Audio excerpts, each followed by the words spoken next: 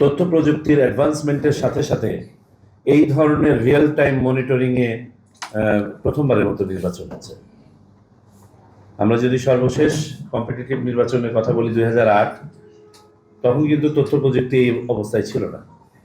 এই নির্বাচনকে সার্থক করার জন্য আমরা 3টি কোয়ালিটি আমরা মনে করি যে নির্বাচনের সাথে সম্পৃক্ত সকল কর্মকর্তা এবং ব্যক্তিদেরকে ধারণ করতে হবে।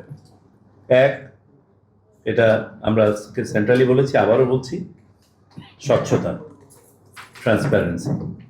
যা কিছু করব স্বচ্ছভাবে করব, খোলামেলা, নো হাইড অ্যান্ড সিক।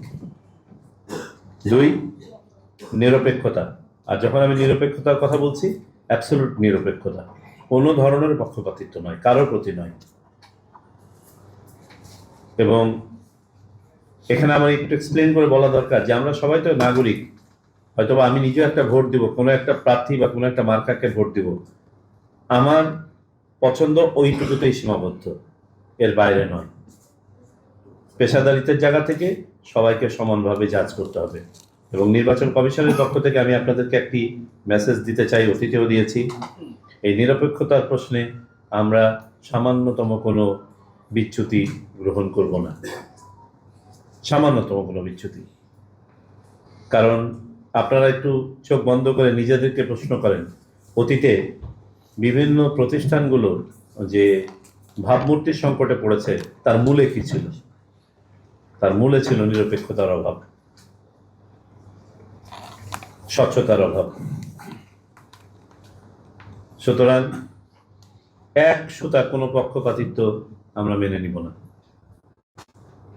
নির্বাচন কমিশনের পক্ষ থেকে বা সরকারের পক্ষ থেকে আপনাদেরকে কোনো ধরনের নির্দেশনা কখনোই দেয়া হবে না, টেক ইট গ্রান্টেড, যা পক্ষপাতিত্বমূলক বলে ইন্টারপ্রেট করার সুযোগ আছে। এ ধরনের কোনো ইনস্ট্রাকশন দেওয়া হবে না।